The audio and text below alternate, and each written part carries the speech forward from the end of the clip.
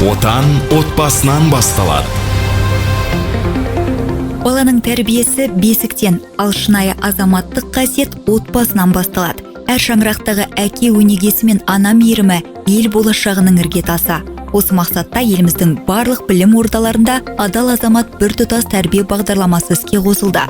Бұл бағдарлама мектеп пен отбасының бірлігі, біз балаларымыздың бойына қасиетті асар дәстүрін, еңбекқорлықты, үлкенге құрмет пен кішіге ізеттілікті бірге сіңіреміз. Әрбір мектепте ашылған ата-аналарды педагогикалық қолдау орталықтары отбасылық құндылықтарды нығайтуға көмектеседі. Баланың ар-ұяты, әділдігі мен жауапкершілігі үйдегі тәрбиеден басталады. Адал еңбек пен адал табыстың қадірін білетін ұрпақ отбасының мақтанышы. Адал азамат бағдарламасы әрбір үйдің берекесі, мемлекетіміздің берік тірегі. Балаларымызды отаншыл әрі адал етіп бірге тәрбиелейік. Өйткені саналы ұрпақ мықты отбасы мен қуатты елдің кепілі. Ролик Мәдениет және ақпарат министрлігінің тапсырысы бойынша дайындалды.